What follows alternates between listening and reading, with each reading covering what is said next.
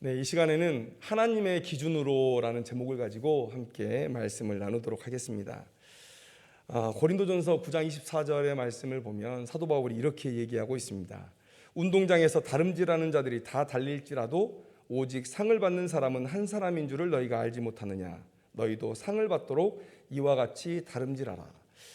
고린도는 큰 도시였습니다. 상업 도시였고 많은 사람들이 모이는 도시였습니다. 그래서 그 도시에서 체육 제전이 열렸어요. 2년에 한 번씩 열렸던 이스드미안 체육 제전이 있었고요. 또 4년에 한 번씩 로마 제국 체전도 열렸던 것이죠. 그래서 사도 바울이 이 고린도를 향한 서신을 기록하면서 이렇게 신자들의 삶을 운동 경기에 비유했던 것을 우리는 충분히 생각해 볼 수 있습니다. 그런데 사도 바울이 이렇게 말했어요. 오직 상을 받는 사람은 한 사람인 줄을 너희가 알아야 할 것이다. 저는 이 말을 들을 때 좀 거부감이 있었습니다. 하나님은 우리를 사랑하셔서 어떻게 하면 제가 예쁘게 보일까 이런 것들을 생각하면서 우리를 바라보실 텐데 우리가 실수해도 아버지가 아이를 바라보는 눈으로 그렇게 우리를 바라보시면서 작은 것 충성해도 큰 것 실패해도 큰 것 실패한 것 용서하시고 작은 것 성공한 것에 이렇게 의미를 부여하시고 우리를 축복해 주실 것 같은데 우리는 사랑의 하나님으로 사랑의 아버지로 그렇게 하나님을 대했는데 한 명만 상을 받는다는 거예요. 이렇게 수많은 사람들이 믿음의 경주를 하고 있는데 그 중에 한 사람만 상을 받는다. 자, 이게 약간은 거부감이 생겼습니다. 그런데 여러분 우리가 이걸 두 개로 이해할 수 있을 것 같아요. 두 가지 해석을 해보면 첫째는 진짜 사도 바울의 말대로 꼭 한 사람이 상을 받는다 이렇게 생각해야 될 수도 있을 것이고요. 아니면 사도 바울이 그만큼 믿음의 삶이 힘들고 하나님 앞에 칭찬받는 삶이 힘들고 어려우니까 더 하나님을 의지하고 그렇게 믿음 안에서 견뎌내라. 그렇게 우리에게 권면한 말씀으로 우리가 받아들일 수 있으면 그러면 불평이나 거부감이 생길 일은 없다는 것이죠.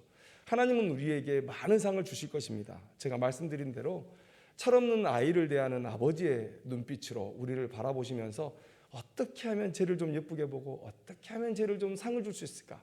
그래서 우리의 실수도 덮어주시고 조금이라도 잘한 게 있으면 상을 주시는 그런 하나님이시죠. 그래서 우리는 이 말씀을 우리의 믿음의 삶을 독려하시는 그런 말씀으로 우리가 볼 수가 있는 것이죠. 충성하는 자들에게 더욱더 충성할 수 있도록 그렇게 주마 가편의 그런 말씀으로 우리에게 주신 것이죠. 그래서 우리는 이 말씀을 들을 때 내 삶이 이 정도면 됐다 이런 마음으로 이 말씀을 받아들이는 것이 아니라 이 말씀을 들을 때마다 지금 내가 부족하다 더 해야 된다라는 마음으로 이 말씀을 듣습니다. 그래서 사도 바울이 빌립보서에서 뭐라고 얘기합니까? 내가 이미 얻었다 함도 아니고 온전히 이루었다 함도 아니라 오직 한 일, 즉 뒤에 있는 것은 잊어버리고 앞에 있는 것을 잡으려고 표대를 향하여 부름의 상을 위하여 달려가노라. 사도 바울은 정말 열심히 살았잖아요.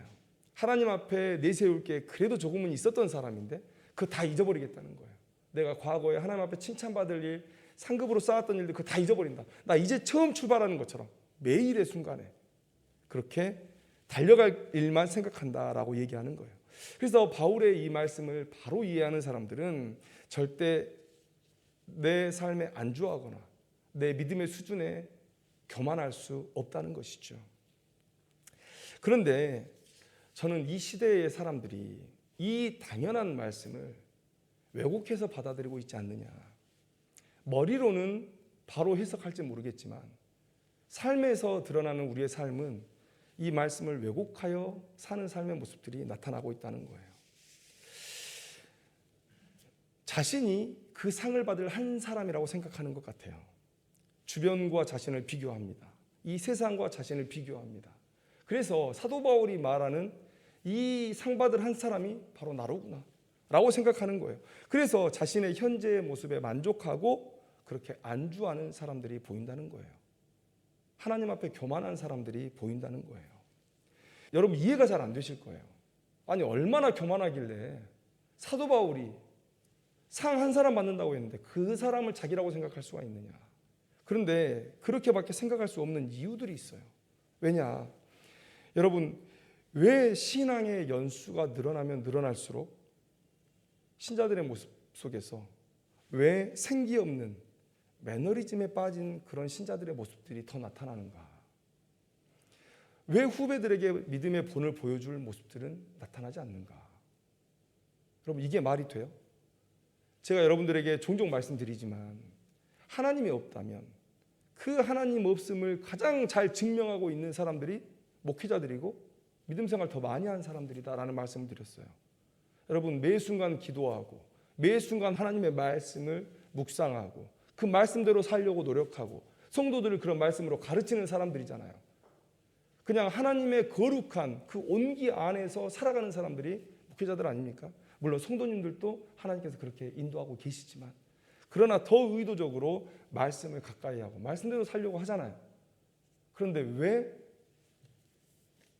교회는 기업이 되어가고 목회자는 기업인이 되었다고 손가락질을 받고, 그리고 교회는 계속해서 프랜차이즈가 되어가고, 목회나 신앙의 삶이 늘어날수록 하나님의 것이라고 말할 것이 더 줄어들고 오히려 내 것이라고 말할 것들이 더 늘어나느냐? 이게 이해가 안 돼요. 이게 이해가 안 돼요.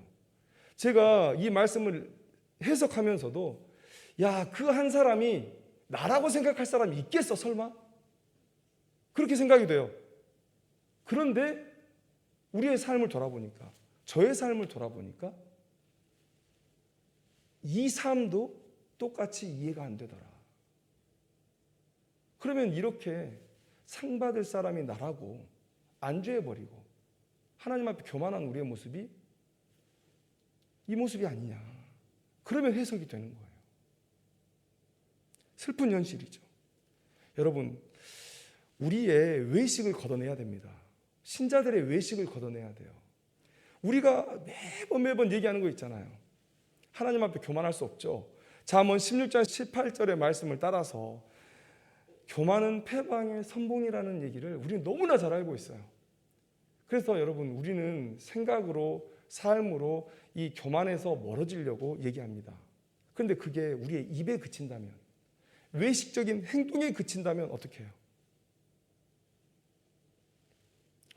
위에 제가 나열해드린 그런 믿음이 있다고 하는 사람들의 그런 일탈은, 그런 타락은 우리가 교만하지 않다고 하면 해석이 안 돼요.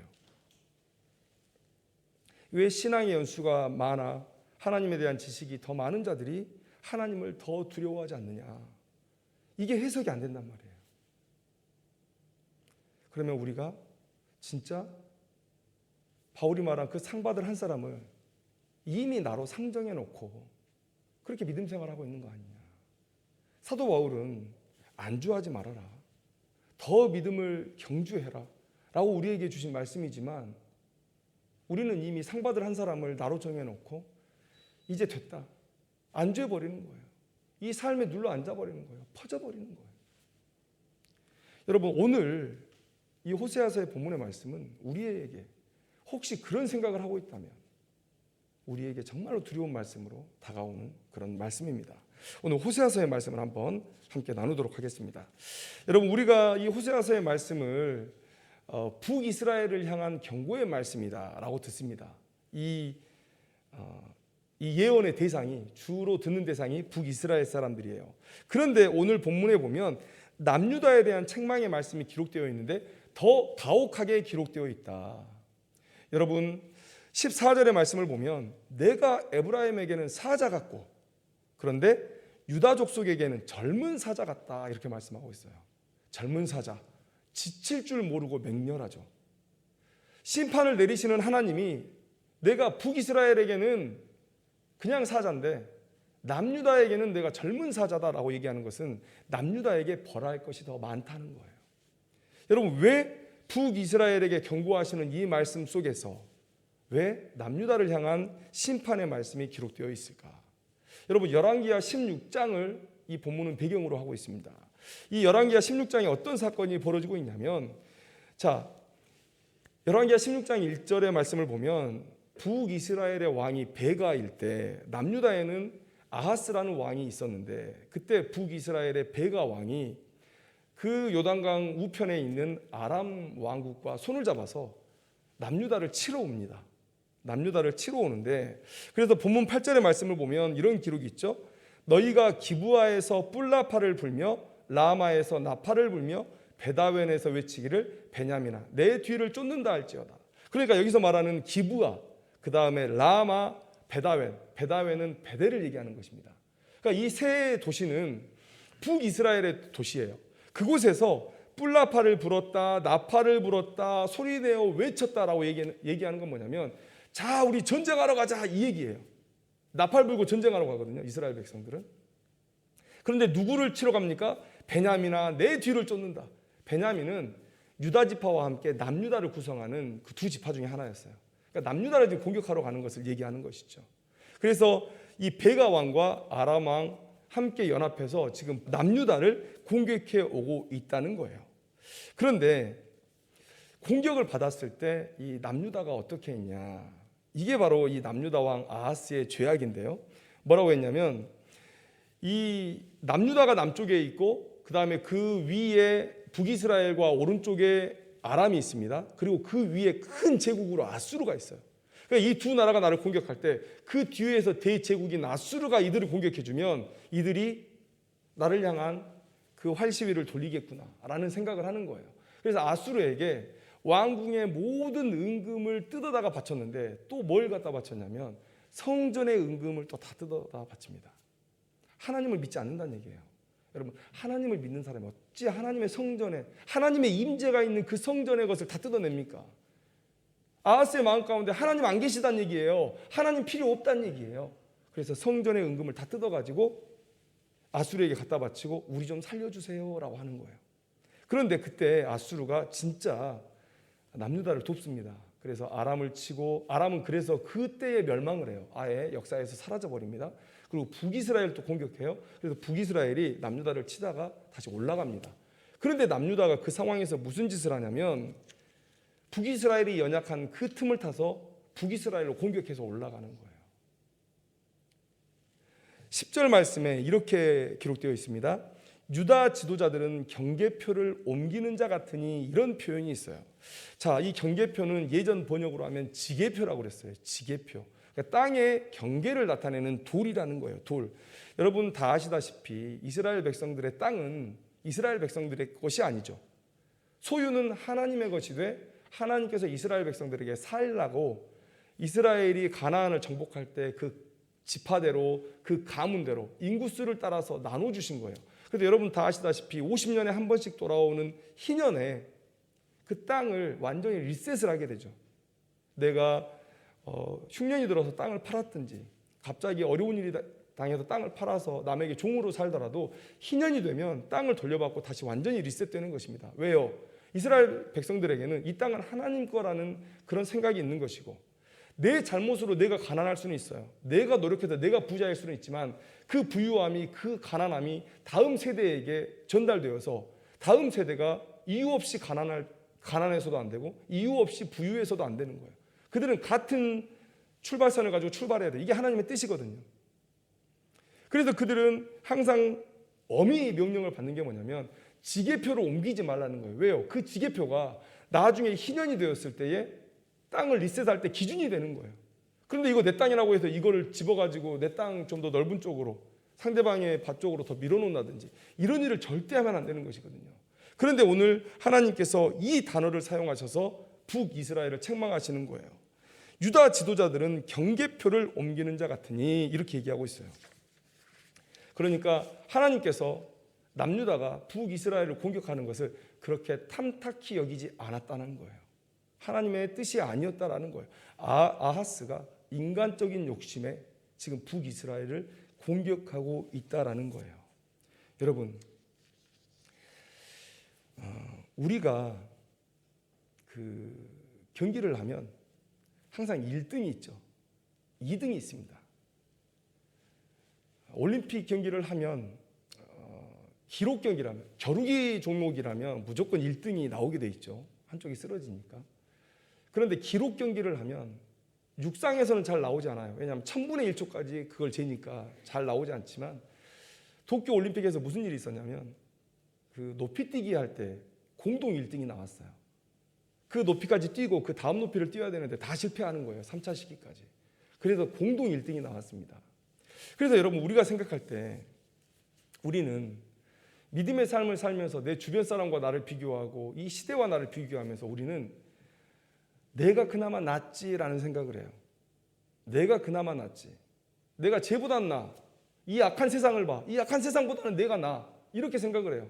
그래서 아까 사도 바울의 얘기처럼 내가 그 상 받는 1등이라고 생각하고 믿음 생활을 하는 거예요.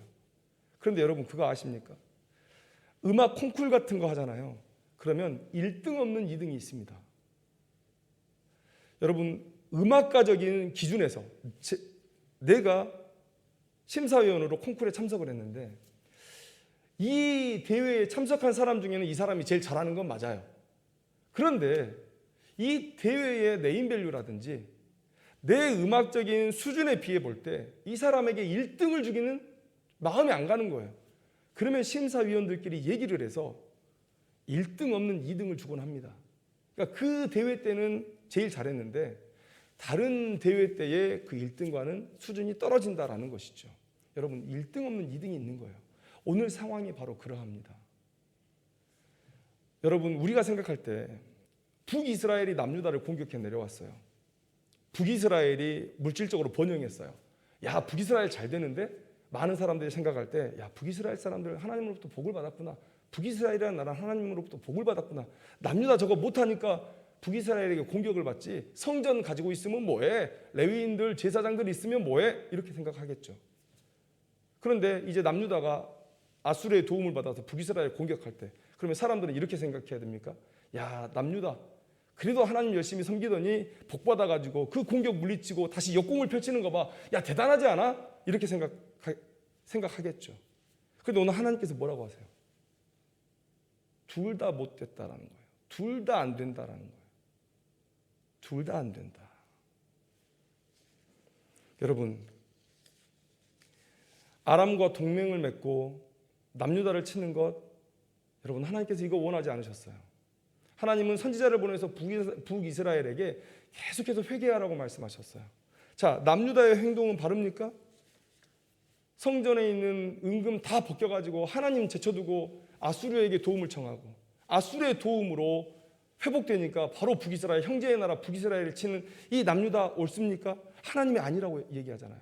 그래서 하나님께서 얘기하는 거예요. 북이스라엘에게는 내가 사자 같지만 남유다에게는 내가 젊은 사자와 같이 그를 맹렬히 벌할 것이다. 여러분, 일반적인 시대라면, 여러분, 우리의 상황이 일반적인 시대라면 그래도 신앙의 수준이 어느 정도 유지가 되고 세상이 우리의 계산대로 움직여지는 세상이라면 그냥 물질적으로 받는 복, 외적으로 받는 복이 하나님으로부터 받는 복이다라고 생각할 수 있을지 모르겠어요. 그러나 여러분, 이 세상이, 이 땅의 교회가 침몰하는 상황이라면 내가 좀 더 높은 곳에 있다고 해서 나는 잘하고 있다라고 말할 수 있겠냐는 거예요. 결국 먼저 죽고 나중에 죽고의 일 아니에요? 내 옆에 누군가가 신앙생활을 엉망으로 하고 있어가지고 내가 조금 더 돋보인다고 해도 그것이 칭찬받을 수 있는 상황은 아니라는 것. 여러분, 그래서 우리를 바라볼 때 나의 기준이 아니라 세상의 기준이 아니라 옆에 사람들의 기준이 아니라 하나님의 기준으로 봐야 된다는 거예요.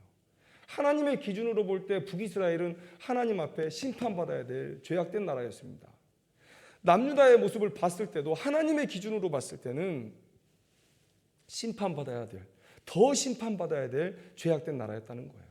그런데 자기들끼리 자기들의 기준으로 바라보면서 우리가 세상적으로 조금 잘 되니까 우리가 조금 더 나아, 우리가 하나님 앞에 예쁨 받고 있는 거야, 우리가 상 받을 그 한 사람인 거야. 그게 계속 바뀌는 거예요. 그러면서 스스로 만족하고 스스로 안주하고 그렇게 영성이 계속해서 더 깊은 곳으로 무너져 내리고 있다. 여러분, 이 시대를 어떻게 평가할 수 있을까? 여러분, 소돔과 고모라에는 의인이 없었죠. 하나님을 경외하는 자들이 롯과 그의 딸들 외에는 없었습니다. 또 롯은 물론 하나님을 좀 섬기려는 그런 모습들이 보입니다. 딸은 그런 증거가 성경에는 나오지 않지만 어쩌면 롯 때문에 그 가족을 살리신 것도 있고요. 여러분, 예수님께서 가버나움을 향해서 이렇게 말씀하셨어요. 마태복음 11장 23절 24절 말씀에 가버나움아 내가 하늘에까지 높아지겠느냐 음부에까지 낮아지리라. 내가 행한 모든 권능을 소돔에서 행하였더라면 그 성이 오늘까지 있었으리라. 내가 너희에게 이르노니 심판날에 소돔 땅이 너보다 견디기 쉬우리라 하시니라. 여러분, 소돔 그 옛날 얘기잖아요. 얼마나 악했길래 심판받았겠어요. 그런 세상이 이제 없을 거라고. 아주 악한 도시가 멸망한 그런 본이라고 우리가 생각해요. 지금 있는 일이 아니라고. 근데 예수님께서 말씀하시잖아요. 수천 년 뒤에 지금 소돔과 고모라보다 더 악한 도시가 있다. 고라시나 벳세다야 가버나움아 니들이 더 악하다라고 얘기하잖아요. 그러면 2000년 뒤에 지금 이 세상을 바라보시면서 우리가 그래도 우리는 소돔 같지는 않잖아 라고 말할 수 있겠냐는 거예요. 예수님이 우리를 바라보시면서 평택아 대한민국아 라고 얘기하지 않을 수 있다는 자신감이 있으세요? 여러분, 예수님께서 권능을 가장 많이 행하셨으나 회개하지 않는 그 도시들을 향해서 예수님께서 이렇게 책망하셨거든요. 여러분, 한국에 또 이 나라 교회에 하나님의 권능이 나타남이 부족했습니까? 여러분, 제가 어제 평택대를 이렇게 지나오면서 아내랑 피어선 그 선교사님에 대해서 얘기를 나눴어요. 여러분, 이분은 누구냐면 평택대를 세우는데 놀랍게 기여하신 분인데, 이분이 세계 선교 논평이라는 그 미션 잡지를 편집장으로 섬기고 있었어요. 그런데 전 세계에서 이렇게 선교의 소식들이 수집이 되는데 한국에서 선교사님들이 보내는 이 선교 소식이 진짜 놀라운 거예요. 놀라운 거예요. 성령의 역사가 한국 땅에 일어나고 있구나. 그래서 오래도록 소망을 품고 있었어요. 내가 한국 땅을 꼭 밟아보리라. 그리고 왔어요. 왔는데 정말 그 놀라움을 목도한 것이죠. 그래서 돌아가서 자기의 재산을 다 팔아서 한국의 후세 교육을 위해서 써달라고 그 금액이 지금 평택대학교를 시작하게 한 그 시드머니가 된 거예요. 그 마중물이 된 것입니다.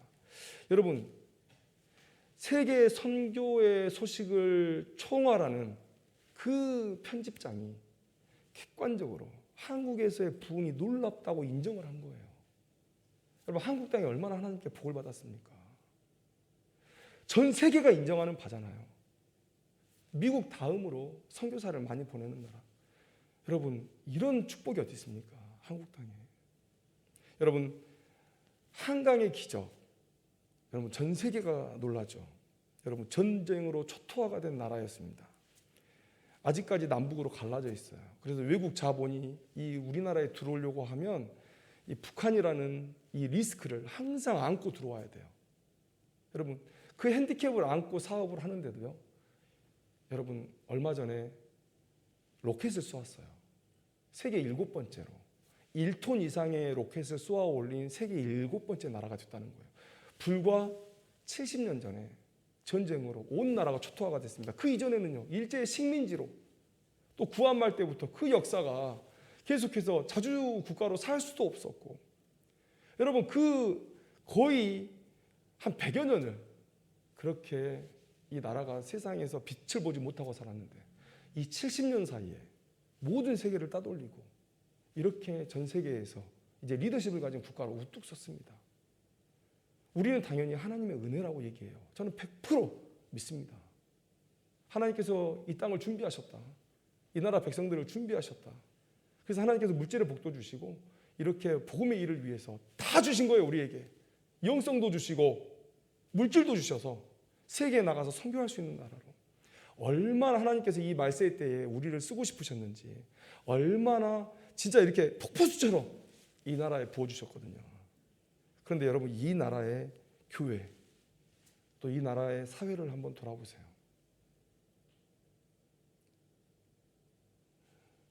유럽의 부흥의 역사, 또 그것이 미국으로 건너가서 그 사람들은 수백 년 동안 그래도 신앙을 유지했어요. 지금은 쇠퇴기에 있다 하더라도. 그런데 우리나라는 정말 냄비 같은 신앙의 모습, 정말 너무도 급격히 타올랐다가 그 식는 속도가 너무 빠른 거예요. 그게 너무 안타까운 거예요. 여러분, 지금 말세 때 아닙니까? 모이게 힘쓰라. 마지막 때에 가면 너희들 모이지 않으려고 할 거라고. 근데 지금 그런 모습들이 나타나고 있잖아요. 그런데 지금 우리가 옆에 사람들을 보면서, 세상을 보면서, 그래도 나는 믿음을 가지고 살고 있고 나는 사도 바울이 말하는 상받을 일인이야 라고 말할 수 있는 그런 상황에서 우리가 살고 있는가라는 거예요. 하나님께서 과연 우리의 모습을 보고 그렇게 얘기하시겠느냐. 여러분, 지금은 비상 상황이에요. 비상 상황. 여러분, 지금 우리는 내 주변의 남과 또 세상과 비교하면서 내가 조금 잘 된다고 교만할 수 있는 그런 시대를 살고 있지 않습니다. 북이스라엘이 멸망으로 치달아가고 있잖아요. 이제 하나님의 심판이 곧 닥칠 거예요. 남유다도 북이스라엘을 보고 회개해야 되는데 회개하지 못하니까 120년 뒤에 똑같이 또 멸망을 합니다. 여러분, 이제 이 나라일 수 있어요. 하나님께서 그렇게 권능을 많이 보여주셨는데 이 나라가 지금 다른 어떤 나라보다도 영적으로 더 많이 타락하고 있어요. 제가 처음에 말씀드린 대로 왜 더 열심히 믿었던 사람들이, 왜 더 먼저 믿었던 사람들이, 왜 더 열심히 하나님께 충성했던 사람들이 이제 나이 들어서 보니까 하나님의 것이 없고 내 것만 이렇게 넘쳐나느냐. 여러분, 그런 세상을 우리가 살아가고 있다. 여러분, 옆 사람을 보면서 나의 잘됨에 안주하는 그런 믿음이 아니라 가라앉는 한국교회와 영성을 생각하면서 회개하는 한 사람으로 그렇게 살아내길 원합니다. 정말 사도 바울이 우리에게 가르침을 줬던 그 의도대로 더 열심히 하라고. 상은 하나님께서 알아서 주실 거니까. 우리가 생각할 건 뭡니까? 그냥 이 땅에 사는 동안 그냥 녹슬어서 버려지는 인생이 아니라 달아 없어지는 인생으로 충성하면서 살다가 죽는 것, 여러분, 이것 하나님께서 원하신다는 거예요. 사도 바울이 그 마음으로 기록한 말씀인데, 여러분, 우리는 그래, 교만은 패망의 선봉이야, 교만하면 안 돼 라는 생각을 가지고 말로는 교만하지 않고 외식으로는 교만하지 않지만 우리 마음속에 이미 내적으로 교만한 인생들 아니냐. 여러분, 내 기준이 아닌, 또 사람의 기준이 아닌, 사회의 기준이 아닌 하나님의 기준으로 나의 신앙과 또 우리의 교회와 또 우리가 사는 이 세상을 바로 볼 수 있었으면 좋겠습니다. 그리고 이 시대에 내가 누구여야 하고 어디에 서 있어야 하고 무엇을 해야 하는지를 하나님께 물을 수 있었으면 좋겠습니다. 그리고 그 하나님께서 깨우침을 주실 때 무조건 아멘이에요. 무조건 아멘입니다. 아까도 말씀드렸지만 우리가 우리의 능력이 있어서 하나님이 우리를 부르신 건 아닙니다. 하나님의 능력으로 일하라고. 우리는 그저 통로일 뿐이다라는 것이죠. 우리가 그런 마음을 가지고 믿음 생활을 할 때 우리가 심판에서 벗어나고 이 교회와 이 사회가 심판에서 벗어나고 하나님께 상을 받는 경주를 함께 해나갈 수 있을 줄 믿습니다. 기도하겠습니다.